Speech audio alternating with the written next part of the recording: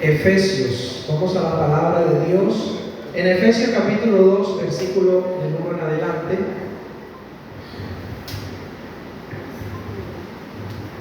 Efesios capítulo 2.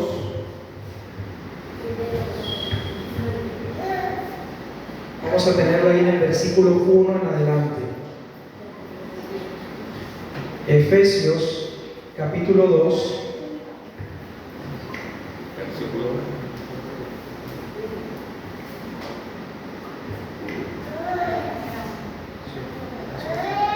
Efesios capítulo 2, versículos del 1 al 3.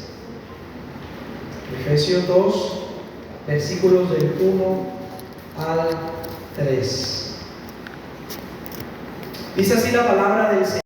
El apóstol Pablo, inspirado por el Espíritu Santo, lo siguiente: y Él os dio vida a vosotros cuando estabais muertos en vuestros delitos y pecados, en los cuales anduvisteis en otro tiempo, siguiendo la corriente de este mundo, conforme al príncipe de la potestad del aire, el espíritu que ahora opera en los hijos de desobediencia, entre los cuales también todos nosotros vivimos en otro tiempo, en los deseos de nuestra carne, haciendo la voluntad de la carne y de los pensamientos, y éramos por naturaleza hijos de ira, lo mismo que los demás. Vamos a orar para pedir la iluminación del Espíritu Santo en esta palabra. Señor, gracias te damos, una vez más pedimos que nos ilumines, que nos des sabiduría en tu palabra, que ella nos llene, nos enriquezca y que tú nos enseñes tu voluntad. En el nombre de Jesús, amén. Este pasaje, mis hermanos, es escrito por el apóstol Pablo. Es la carta a los Efesios, una de las 13 cartas. Recordemos que el apóstol Pablo escribió 13 cartas. Algunas de ellas fueron escritas desde una cárcel. Y el apóstol Pablo en este capítulo nos viene a mostrar los 3 enemigos principales del cristiano. Usted sabía que el creyente, un hombre, una mujer creyente, tiene muchos enemigos, ¿verdad? Porque hay gente que se levanta en contra cuando usted empieza a caminar con Dios, cuando usted empieza a entrar en comunión con Dios, cuando empieza a haber un cambio en su vida, siempre va a haber persecución. Siempre que Dios trae un cambio, antes del cambio, durante el cambio, el Señor nos mueve, el Señor nos saca de la zona del confort, nos saca de la zona de la comodidad, ¿cierto? Y el apóstol Pablo en este pasaje nos está hablando de los 3 enemigos del cristiano. Y no es el vecino, no es el esposo, no es la esposa, no son los hijos, no es la suegra. No piensen en ellos porque no son los enemigos del cristiano, sino que hay 3 enemigos en particular que tenemos como creyentes. Si somos verdaderos creyentes, debemos recordar que nosotros estamos en una batalla. La fe, el evangelio, es una batalla espiritual, donde efectivamente hay 2 bandos, se puede decir así: el reino de las tinieblas y el reino de Dios, ¿cierto? ¿Y cuál es la lucha? ¿Qué es lo que luchan estos reinos? La lucha por nuestra mente y por nuestro corazón, la lucha por nuestra adoración. Recordemos cuando el Señor Jesucristo fue tentado en el desierto. Inmediatamente antes de iniciar su ministerio, fue llevado al desierto y hubo una batalla que Cristo venció. Y que el reino de Dios, por supuesto, tiene muchísimo todo poder y por encima de su poder del reino de las tinieblas, pero hay una lucha. Y ahí el Satanás se le presentó a Jesús y hubo una lucha. Hubo una lucha, ¿por qué? Porque Satanás quería tener la adoración de Jesús. Quería que lo adorara a él antes que a su Padre Celestial.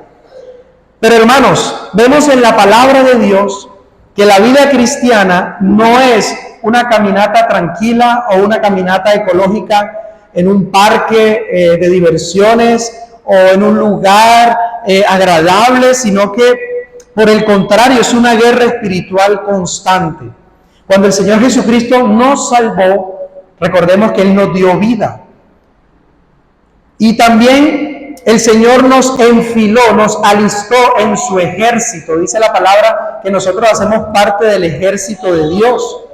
Y nos rescató del reino de las tinieblas para trasladarnos al reino de la luz, al reino de su Hijo. Pero ahora tenemos enemigos que se oponen a nuestra vida cristiana. Imagínense la escena. Imagínense la guerrilla, imagínense el ejército. Usted y yo éramos rehenes de la guerrilla. Estábamos secuestrados haciendo toda clase de mal con estos hombres que hacen atentados, secuestran, roban, matan y todas estas cosas, ¿cierto? Y éramos rehenes, éramos esclavos, estábamos encarcelados allí. Habíamos sido secuestrados por ellos y por ende éramos esclavos y nos tocaba hacer lo que ellos dijeran. Pero un día Cristo tuvo misericordia de nosotros. El Padre envió a su Hijo precisamente para libertarnos de allí. Cristo lo que hizo fue rescatarnos de ese reino de las tinieblas donde estábamos esclavizados para traernos al verdadero ejército, al ejército santo de Dios. Por eso somos ahora hijos de Dios. Pero imagínense algo, la guerrilla no se ha quedado quieta con eso porque le han quitado un integrante. Usted y yo éramos integrantes de allí. ¿Y qué está haciendo ese ejército del mal ahora? Tratando entonces de querer volver a secuestrarnos, de querer volver a esclavizarnos y volver a traernos. Y ojo acá, vamos a hablar de los tres enemigos del cristiano, y entre esos está Satanás, que ya lo vamos a mencionar acá, cómo opera y cómo obra y cómo el Señor nos ha enseñado a defendernos de esos ataques. Pero tenemos que saber que Satanás es un enemigo que está vencido, que cada día que pasa se acerca la hora en que el Padre derrotará de una vez y por todas, eliminará o echará al lago de fuego a Satanás. Es decir, Cristo vence las obras de Satanás en la cruz. Pero mientras se espera el juicio de él, Satanás está agotando todos sus recursos, está manejando toda su maquinaria para tratar de distraer, desenfocar, desanimarnos a nosotros los cristianos, para intentar robarse nuestra adoración.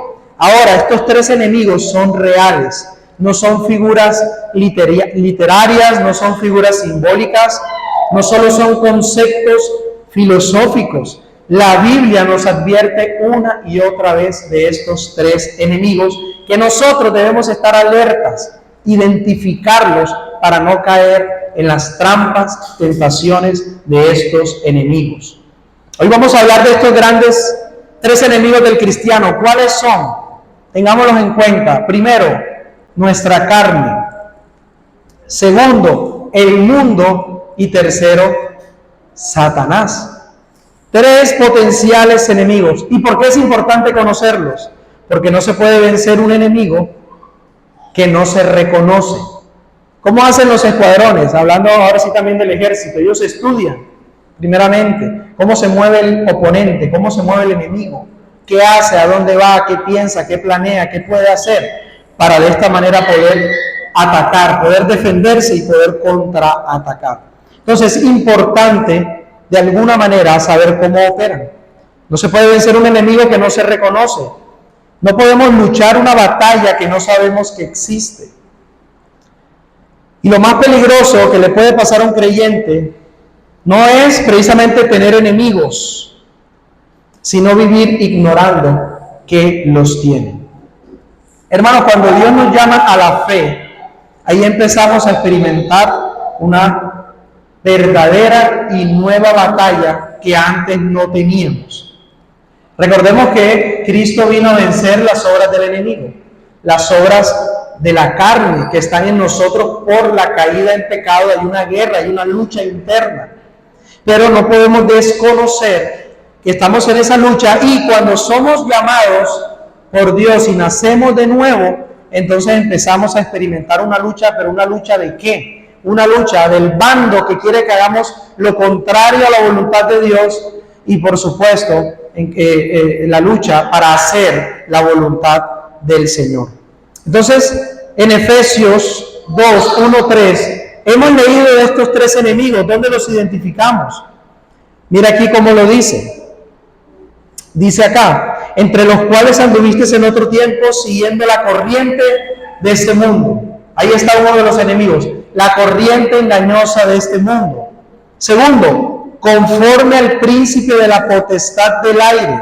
Es el espíritu que ahora opera en los hijos de desobediencia. Ese espíritu es el espíritu de Satanás, ¿cierto? El espíritu, dice acá, de la potestad del aire. Ahí se refiere a Satanás. Tercero, entre los cuales también todos nosotros vivimos en otro tiempo, en los deseos de nuestra carne, haciendo la voluntad de la carne y de los pensamientos, y éramos por naturaleza hijos de ira, lo mismo que los demás. Entonces aquí se menciona el mundo, Satanás y nuestra carne como esos tres potenciales enemigos. Vamos a empezar con el primero, la carne. ¿A qué se refiere la carne? ¿Será que es la carne que compramos en la tienda, o en el ARA, o en el supermercado, o la carne que hacemos en el almuerzo? No, se refiere a nuestro enemigo interior, a nuestro viejo hombre, a nuestro yo interior. La carne no es el cuerpo físico como tal, sino la naturaleza pecaminosa que todos tenemos desde nacimiento. Todos nacemos, dice la Biblia, en un estado caído. Nacemos caídos, por decirlo así, de la gracia de Dios, y nacemos con una naturaleza corrupta, con una naturaleza pecaminosa. Por eso es que usted ve a los niños, por ejemplo, a los bebés, los que han trabajado, o bueno, tienen nietos, nietas, niños, han tenido hijos, bebés, ¿cierto? Han estado pequeños. Dígame usted, si usted tiene que enseñarle a ese niño a que le pegue al otro, a que le quite la merienda al otro, a que diga mentiras, ¿hay que enseñarle eso a ellos? A que sean envidiosos, celosos, en mala manera, a que sean groseros, a que nos griten. Un niño desde pequeño quiere pegarle a la mamá en la cara y muchas cosas, ¿verdad? Eso es una prueba y una manifestación que desde pequeñitos ese niño, esa niña, ese bebé va creciendo y lo que va es expresando y desarrollando la naturaleza con la que vino. Hay unos niños más inquietos que otros, otros más juiciosos, otros más hiperactivos, sí, eso lo hay, pero vemos desde los niños, desde los bebés, cómo manipulan, cómo dicen mentiras. ¿Y qué tiene que hacer uno? No digas mentiras, no le pegues al otro niño, no le jales el pelo a tu hermanito, no hagas esto, no hagas aquello, porque hay una naturaleza en los bebés. Esos bebés, estos niños que están acá, ellos deben escuchar la palabra de Dios y crecer con la siembra del evangelio en sus corazones, para que cuando vayan creciendo crezcan en el temor de Dios, y esas pasiones y esa naturaleza corrupta que hay en ellos, como también la hay en nosotros, no se desarrolla hasta el punto que se desvíen del camino. Entonces, la carne se refiere a la naturaleza pecaminosa. Cuando Dios nos llama, Él nos da arrepentimiento y nos da la fe y nos da un nuevo nacimiento, es decir, ya Él nos participa de su espíritu para vivir espiritualmente. Pero el remanente de maldad, ese remanente todavía está en nosotros. Esa naturaleza que nos lleva solo a pecar, porque esa carne, esa condición no desea ni anhela ni quiere nada con Dios. Por eso hay una lucha, porque hay un viejo hombre en usted, pero está el nuevo hombre. ¿Recuerdan la semana pasada que hablábamos de vestirse del nuevo hombre, de vestirse de Cristo, santo, justo, cierto, vestirnos del Señor, de despojarnos del viejo hombre? Bueno, hay un nuevo hombre en usted, una nueva mujer, creada según Dios, dice la Biblia. Entonces estos dos, dice que la carne y el espíritu se oponen y hay una lucha. Por eso a veces no queremos leer la palabra de Dios, por eso a veces se nos hace pesado venir al culto, por eso a veces se nos hace pesado orar, se nos hace difícil ocuparnos de las cosas espirituales, porque la carne está trabajando y no para de trabajar para querer desanimarnos y para querer desenfocarnos, distraernos. Aunque Cristo nos ha hecho nuevas criaturas, esa naturaleza aún intenta dominar. Es una guerra de tronos. Antes estaba entronada Estábamos entronados nosotros mismos, nuestro yo, nuestro ego, pero ahora es Cristo. Si Cristo es tu Rey y tu Señor, Cristo debe estar en el trono de tu corazón. Es una lucha por el dominio. Mire lo que dice Gálatas 5:17, porque el deseo de la carne es contra el espíritu, y el del espíritu es contra la carne, y estos se oponen entre sí para que no hagáis lo que quisierais. La carne no solo se manifiesta en pecados escandalosos, se manifiesta en cosas que a veces justificamos, como por ejemplo el orgullo disfrazado de autoestima, la ira justificada como ese es mi carácter, yo soy así, nací así y así me muero. Eso es orgullo disfrazado, eso es ira disfrazada. No es que él es así, nadie lo cambia. He escuchado de pronto en personas cristianas de muy mal carácter, y no estoy diciendo que yo tenga el mejor carácter, todos estamos trabajando con nuestro carácter, Dios está trabajando, ¿cierto? No somos perfectos en carácter, pero he escuchado casos de, por ejemplo, cristianos, que son cristianos, y entonces dice de pronto la esposa, que se supone que es cristiana, el esposo también dice, la esposa del esposo, es que él es así, pero ¿cómo así, no? Que sigue siendo grosero, altanero, maltratador, y todo este tipo de cosas, trata mal a los hijos y todo, pero se supone que son cristianos. Ahí hay un problema grave. No se trata de que no es que él es así, hay gente que dice yo soy así y muero así, y son cristianos. No, es un mal síntoma de que no ha nacido de nuevo, no ha conocido a Dios. Dios trata nuestro carácter, Dios quebranta nuestro carácter, nuestro mal genio. Entonces muchas veces estos pecados están disfrazados como carácter fuerte, el orgullo como autoestima, la codicia como ambición, la falta de perdón como dignidad personal. Que venga él, ¿cierto? Ella y me pida perdón. Entonces disfrazamos nuestra dignidad. Es que tenemos que tener dignidad, pero eso es una clara falta de perdón, es una obra de la carne. Y el enemigo más cercano no está en el mundo ni en el infierno, sino dentro de nosotros. Usted sabe qué le aconsejó el apóstol Pablo a su joven discípulo llamado Timoteo. Pablo tenía un discípulo llamado Timoteo y le escribe 2 cartas. En la primera carta, capítulo 4, versículo 16, le dice, Timoteo era un joven, de aproximadamente 17 a los 20 años, y le dice Pablo a Timoteo, miren lo que le dice en el versículo 4, versículo 16, ten cuidado de ti mismo. La primera recomendación no fue, ten cuidado del amigo tal, ten cuidado de fulano de tal, no, sino de ti mismo. Ahí que le está hablando de esa vieja naturaleza, aunque tú eres Timoteo, eres cristiano, eres creyente, no debes bajar la guardia en dejarte arrastrar por tus propios deseos engañosos. Dice, ten cuidado de ti mismo y de la doctrina, persiste en ello, pues haciendo esto te salvarás a ti mismo y a los que te oyeren. ¿Te salvarás de qué? Le dice. ¿De qué se va a salvar él y a los que le oyen? Del orgullo, de la ira, de la autosuficiencia, del odio, claro que sí, y de muchas cosas que lo que quieren es apartarnos y llevarnos por otros caminos. Entonces, consejo número 1 de la palabra de Dios, tener cuidado de nosotros mismos.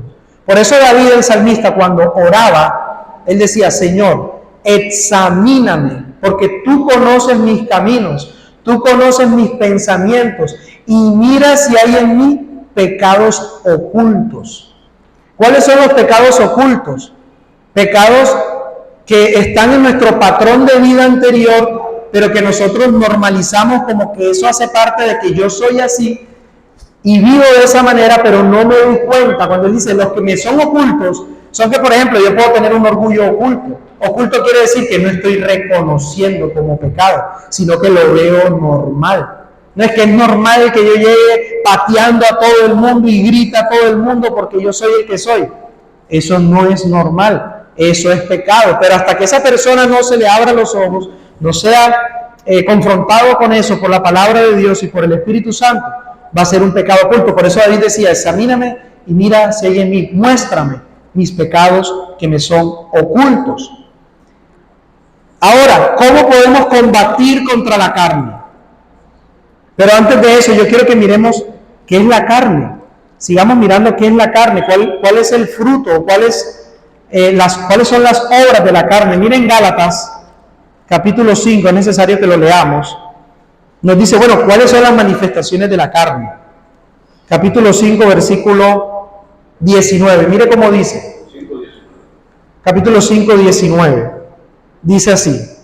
Y manifiestas son las obras de la carne. Mire que son como manifiestas, porque eso es lo que está en nuestro interior y lo exteriorizamos, se manifiesta. Dice que son adulterio, fornicación, inmundicia, lascivia, idolatría, hechicerías, enemistades, pleitos, celos, ira, contiendas, disensiones, herejías, la lista sigue, envidias, homicidios, borracheras, orgías y cosas semejantes a estas, acerca de las cuales os amonezco, como ya lo he dicho antes, que los que practican tales cosas no heredarán el reino de Dios. Fíjese lo grave y los resultados y las consecuencias eternas que tiene vivir en la carne y deleitarse en ella. No heredar el reino de los cielos. Nada más y nada menos. Porque una persona puede vivir alejada de Dios, puede prosperar económicamente, hace su plata, monta sus negocios, tiene sus carros, tiene sus casas, mejor dicho, esa persona como está en la carne, tiene sus 4 o 5 mujeres por aquí, 20 hijos por allá, puede hacer y deshacer todo lo que quiera, puede disfrute todo lo que quiera, dice Eclesiastés, disfruta la vida.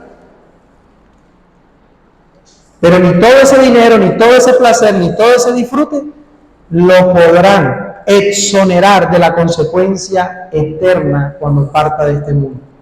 No heredará. El reino es una herencia que el Padre nos da a través de Cristo para los que creen en Él y se arrepienten de sus pecados y viven para Él, pero para los que viven en la carne,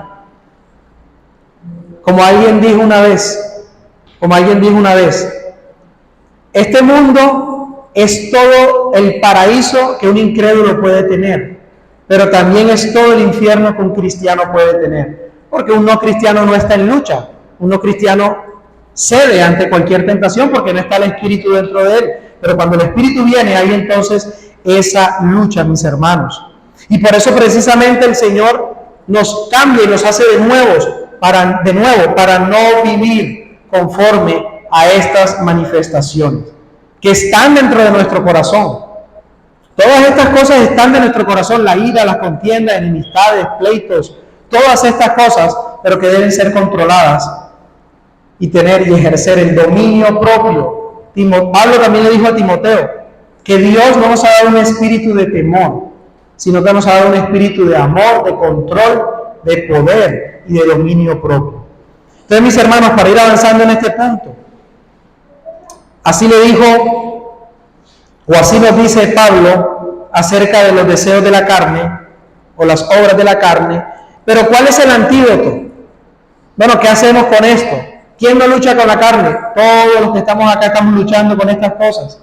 ¿Cuál es el antídoto? El Señor nos ha dado varios medios de gracia. Entre esos, esto que estamos haciendo es un medio de gracia. La Escritura es un medio de gracia para alimentar nuestro espíritu y la oración.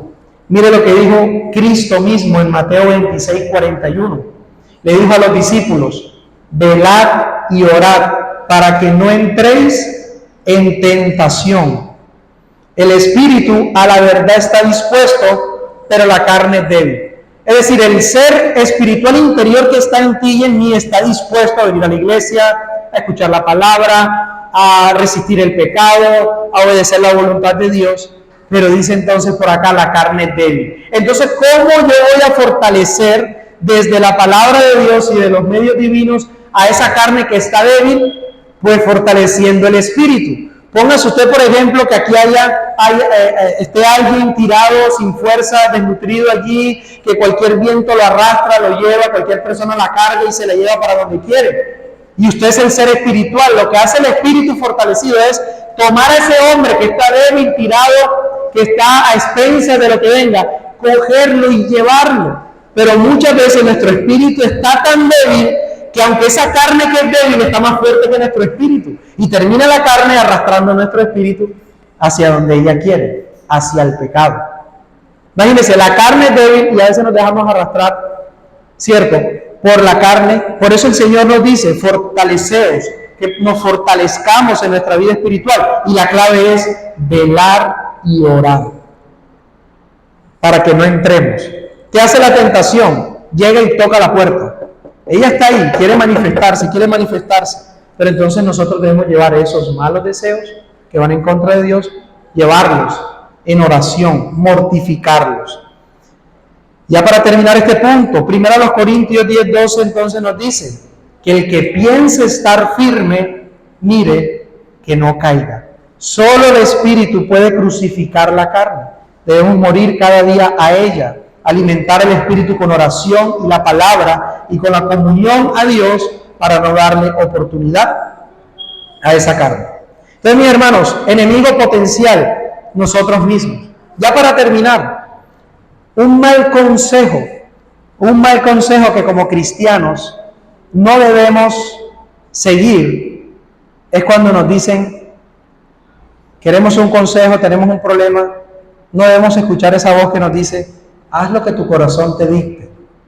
Se escucha bonito, se escucha romántico, y verdad, pero es un consejo antibíblico, porque precisamente el cristiano no vive por lo que el corazón le diga, sino por lo que Dios ya dijo que tenemos que hacer. Si hay una pelea, ¿qué te dice el corazón? Que venga ella o él y pida perdón. Me la va a pagar, me voy a vengar, te dice la carne en una pelea.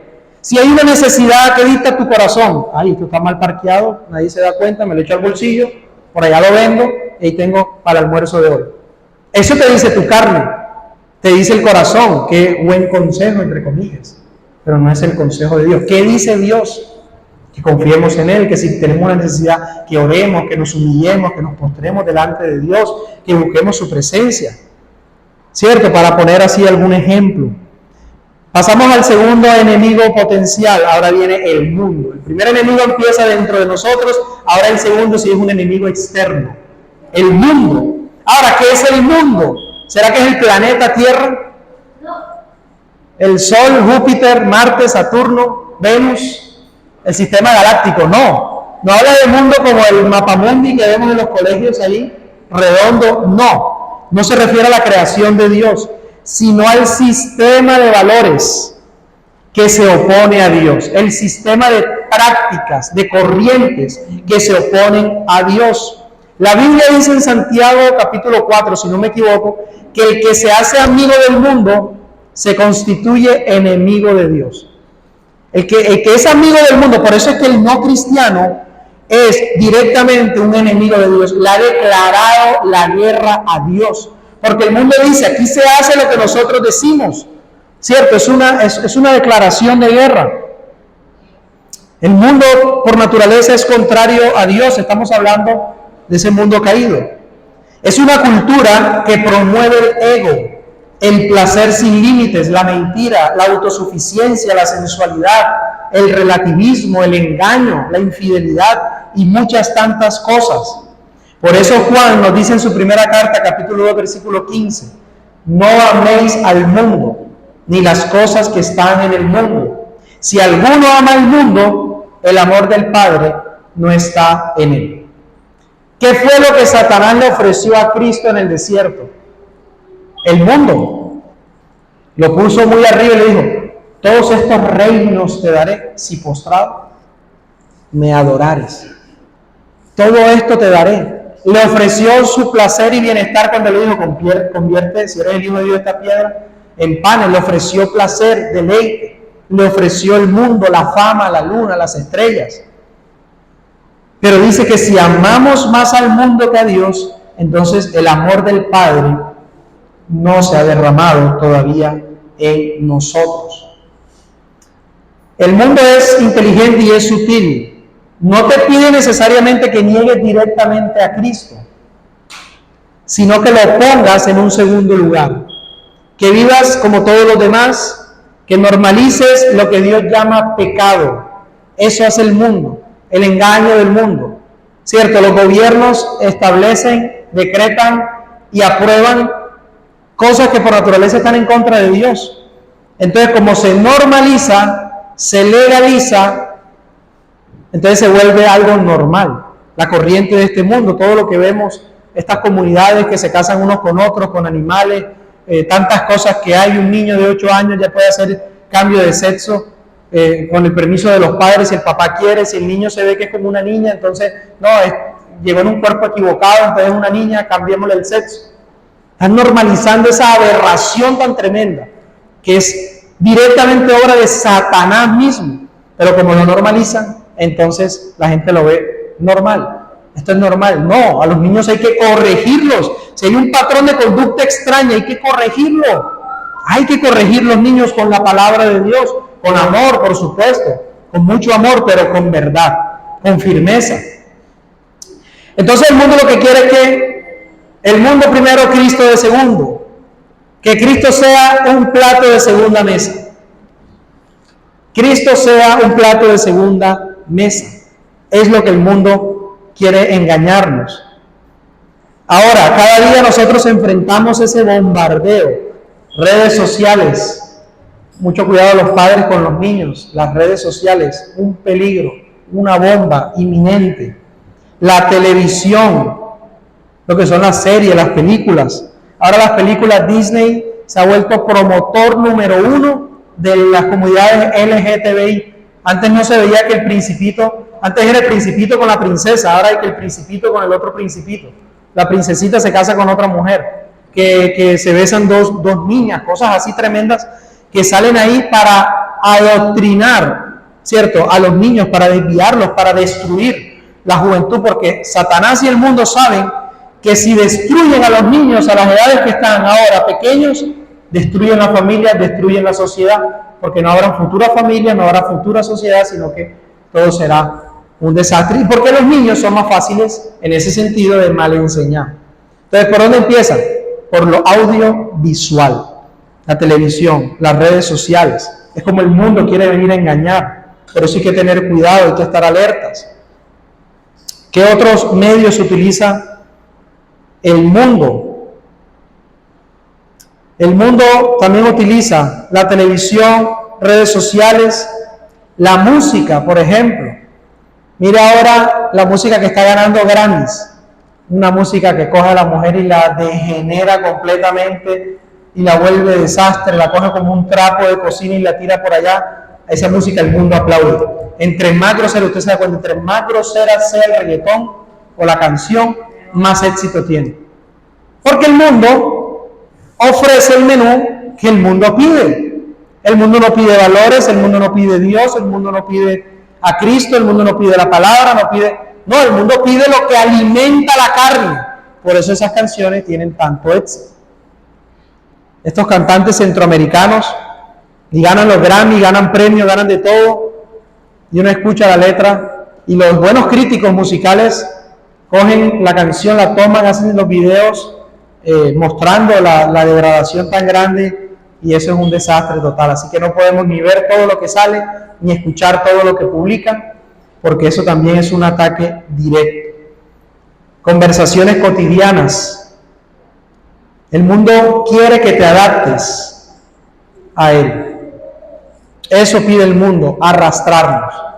El mundo es un disfraz que te muestra lo bonito por fuera, pero que cuando ya te dejes envuelto allí, caemos en la trampa, ¿cierto?, de estar alejados de Dios y estar completamente desviados. Pero ¿qué dice la palabra de Dios? Romanos 12:2 dice: no os conforméis a este siglo, sino transformaos por medio de la renovación de vuestro entendimiento. Entonces, ¿cuál es el consejo? No amoldearnos, no conformarnos, no conformarnos a este mundo, sino más bien ser transformados por medio de la renovación de la mente. ¿Cómo renovamos la mente?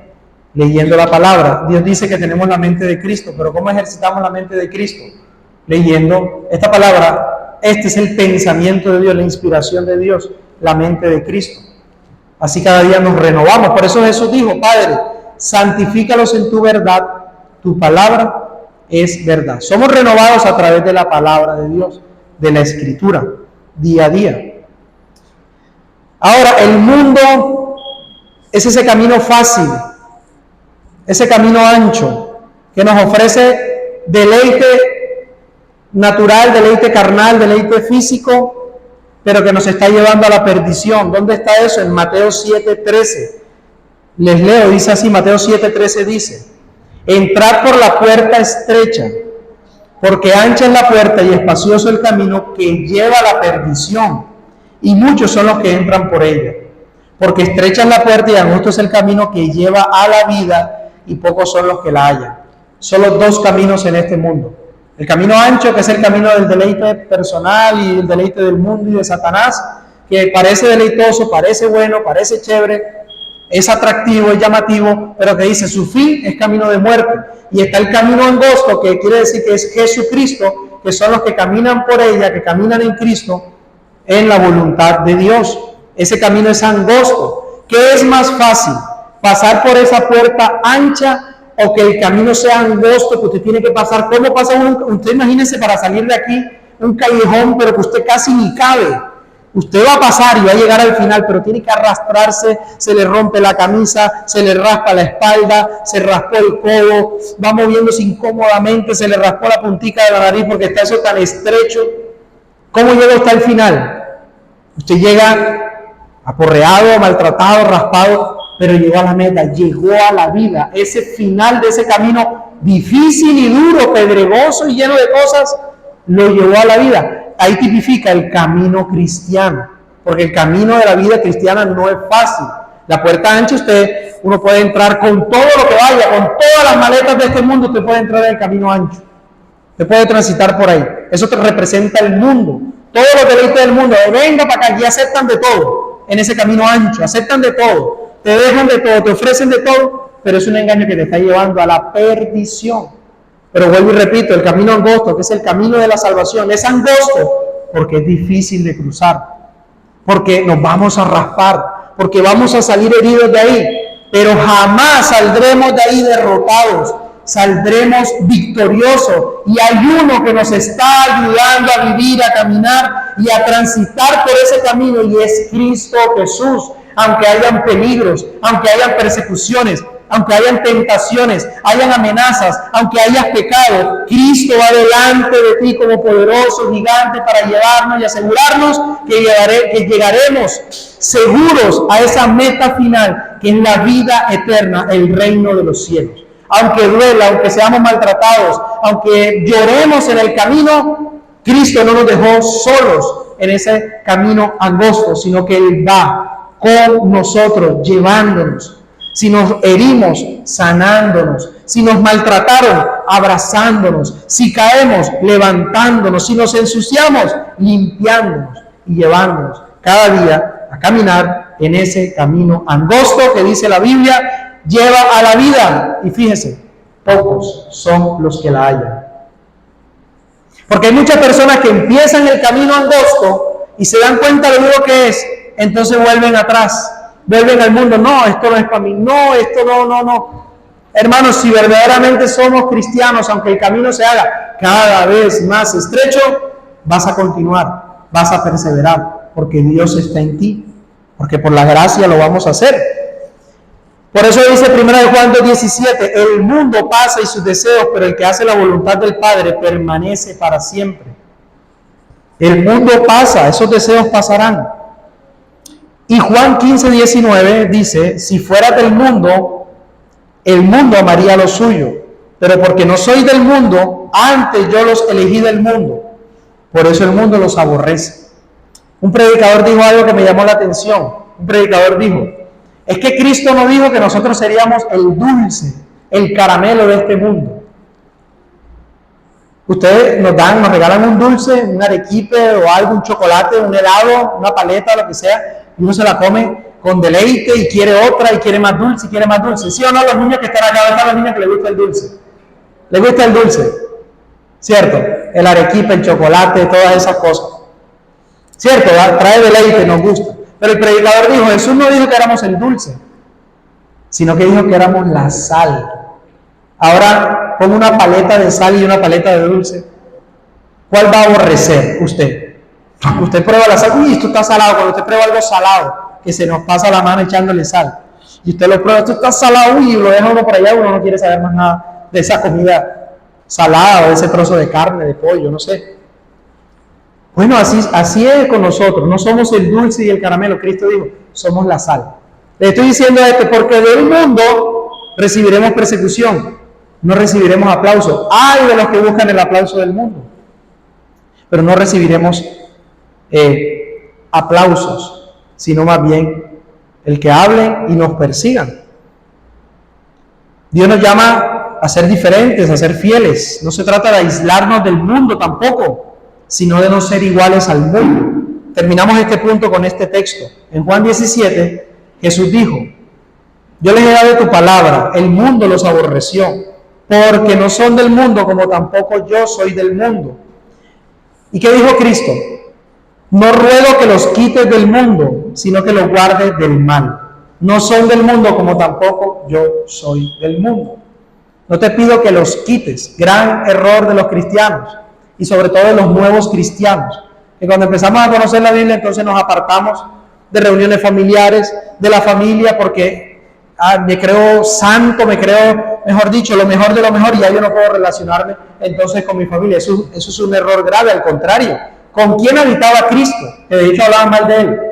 Con los borrachos, habitaba con los adúlteros, con las rameras, con lo desechado por la sociedad. Ahí iba Cristo a hacer luz y a salvar. Él dijo, no he venido a salvar lo que está, no he venido por los sanos, sino por los enfermos, he venido a salvar lo que se ha perdido. Pero lo que Dios dice es, no te hagas igual a ellos. Eso sí es lo que nos advierte. Un nuevo cristiano está mal que se aparte de sus seres queridos. No, porque ¿cómo va a llegar la palabra a ellos? Si usted es un instrumento que Dios ha llamado en su familia, quizás su familia está viviendo una vida en la corriente de este mundo, usted conoce a Dios y se aparta, ¿qué esperanza van a tener ellos? ¿A quién va a usar Dios? Pues lo va a usar a usted mismo, y a usted misma la va a usar, pero no apartándonos, sino estando con ellos, amándolos a ellos, pero no haciéndonos iguales a ellos. Esa es la diferencia. Último enemigo para terminar, Satanás. Ya nos fuimos con el enemigo interno, la carne. Enemigo externo, el mundo. Ahora nos vamos con el enemigo espiritual, Satanás. ¿Qué significa la palabra Satanás? Adversario. Él es adversario, enemigo. Satanás no es una idea o un símbolo del mal, como algunos lo dicen. Eso es un símbolo, simbología del mal. No, es una persona real, es un ser real, espiritual, que tiene poder, no más que Dios, pero tiene un poder, pero que fue derrotado por Cristo. Pero mientras él espera su juicio, lo que le decía al inicio, mientras él espera su juicio, sigue buscando destruir lo que Dios ama. Satanás siempre ha querido destruir todo lo que Dios ha hecho. En el huerto del Edén, ¿qué quiso destruir? A Adán y Eva. ¿Qué es lo que él quiere destruir? La verdad de Dios. Cambia la verdad y la hace parecer cierta, pero la tuerce. Eso ha querido hacer Satanás siempre desde el principio. Querer estar sentado en el trono de Dios. Querer ser Dios. Y por eso es lo que Satanás ofrece. Puedes ser Dios si haces esto. Puedes hacer aquello. Puedes ser Dios si me sigues. Puedes tener toda la fama si me sirves, si me adoras, y todas y tantas cosas que ofrece Satanás. Entonces, mientras él espera su juicio, él sigue buscando destruir lo que Dios ama. ¿Qué dice 1 Pedro 5:8? Dice, sed sobrios y velad, porque vuestro adversario el diablo, como león rugiente, anda alrededor buscando a quien devorar. Satanás es un enemigo. Y la Biblia lo muestra como un león. Usted se imagina un león hambriento en la selva y que usted se aparezca por ahí caminando. Corra y escóndase y huya de por ahí porque va a ser presa de ese león. O al menos que se coloque una buena armadura, que es lo que vamos a hablar al final. Dice, vuestro adversario el diablo anda alrededor como un león hambriento buscando a quien devorar. Satanás está buscando devorar las familias, traer división, traer contienda, Satanás está buscando destruir a los jóvenes, lo que hablábamos ahora, con todos los vicios y placeres de este mundo. Y no nos ofrece ofertas no llamativas, sino por el contrario, quiere captar nuestra atención. Pero ¿qué dice la Biblia en 2 Corintios? Para que Satanás no gane ventaja alguna sobre nosotros, pues no ignoramos sus maquinaciones. Hay un dicho que dice, no le des cabida, un dicho no, es un texto bíblico. Y dice, y no deis lugar al diablo. ¿Cuándo damos lugar al diablo? Cuando nos dejamos arrastrar en este caso ya hablamos de las obras de la carne. Creo que lo hablábamos un día en la célula. Si hay una discusión en casa y yo sigo la discusión, le di lugar al diablo. Si hay una tentación de una mujer o un hombre por ahí fuera del matrimonio y yo sigo esa tentación y hablo con esa persona que no debo y sigo a esa persona que no debo, interactúo con esa persona que no debo, hombre o mujer, le estoy dando lugar al diablo y estoy jugando con candela. Si por ejemplo en la empresa los compañeros se ponen de acuerdo para hacer algún tipo de jugada extraña, para ganarse unos pesos de más mal ganados, y yo me dejo arrastrar de ellos, le estoy dando lugar al diablo. Y el diablo, nosotros creemos que podemos jugar con esas cosas, pero Satanás no juega a destruirnos. Él viene a destruirnos, quiere destruirnos.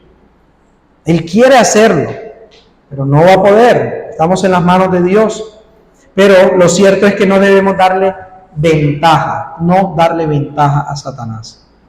Satanás no puede poseer a un creyente, esa es otra verdad.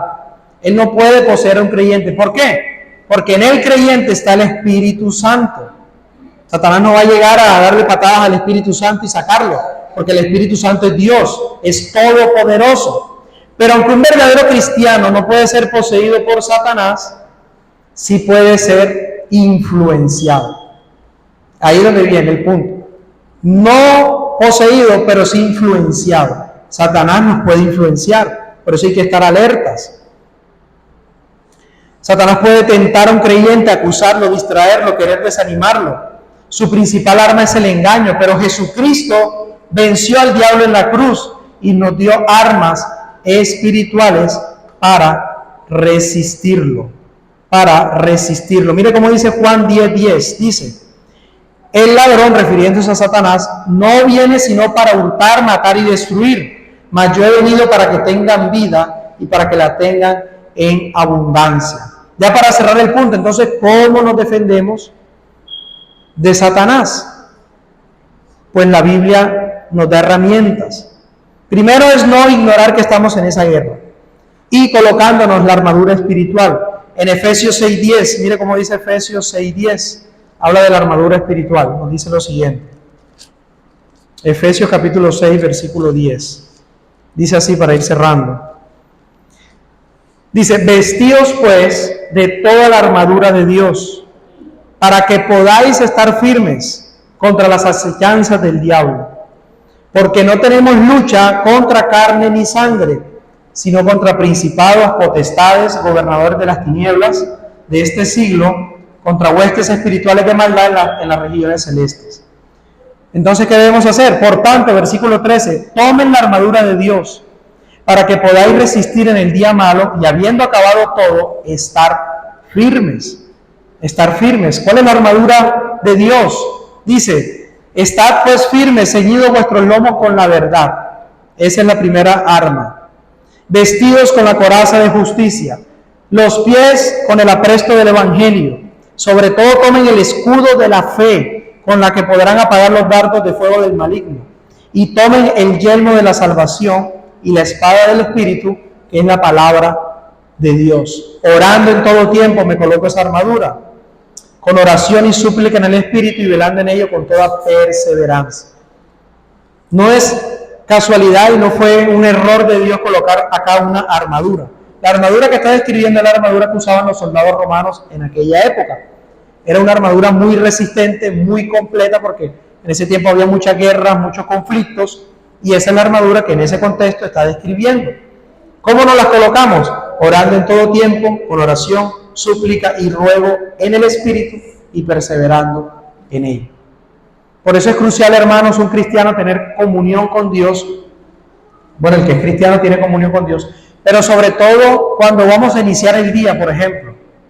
Usted no va a ir a la guerra, es decir, afuera del mundo, sin armas, sin un escudo, sino que por eso la comunión con Dios y sobre todo al inicio del día es importante, porque ella nos va a ayudar a poder contrarrestar los ataques que nos vamos a encontrar afuera en el mundo. Pero si salimos desarmados, si salimos sin la armadura, pues vamos a estar propensos a ser objetivo militar y a ser heridos por alguna de las acechanzas o bombardeos del enemigo. Siempre orar para que Dios nos guarde, que Dios cuide nuestra mente, cuide nuestro corazón, colocarnos esa armadura, ese escudo que es la fe, el Señor fortalezca nuestra fe. ¿Y por qué el escudo es la fe?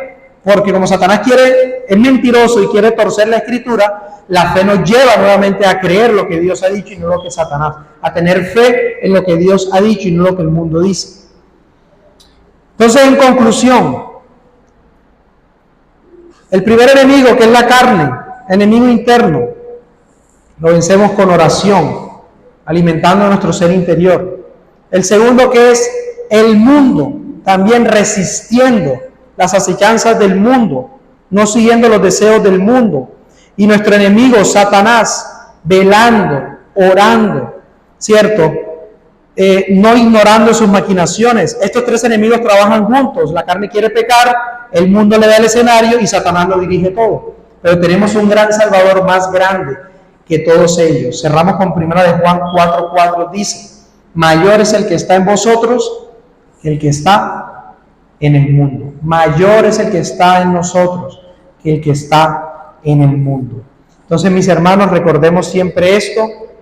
No es para dejarnos intimidar, no es para tener miedo, sino para recordar, reconocer y no ignorar que Dios nos llama a la oración precisamente para ser revestidos por su poder, por esa gracia, para que podamos resistir en el día malo. Y el temor de Dios va a obrar en nosotros para alentarnos cuando algo anda mal. ¿Están luchando con alguno de estos enemigos? Quizás usted se ha sentido vencido por la carne en algún momento, seducido por el mundo o atacado por Satanás. Hoy podemos venir a Cristo, el vencedor y el libertador y nuestro gran defensor. Amén. Le invito a que oremos en esta mañana y demos gracias a Dios. Padre celestial y Dios, te damos gracias, Dios. Gracias en esta mañana. Gracias por tu palabra que hoy nos advierte de estos tres peligros, de estos tres enemigos que tenemos, Señor. Te rogamos, Padre celestial, que nos ayudes, Dios, a permanecer firmes en la libertad con la que tú nos has hecho libres, Dios. Renueva nuestra mente, transforma nuestra mente y transforma nuestro corazón, Señor, en el nombre de Jesús. Te damos muchas gracias, Padre celestial. Dígale al Señor: Señor, dame nuevas fuerzas en esta mañana.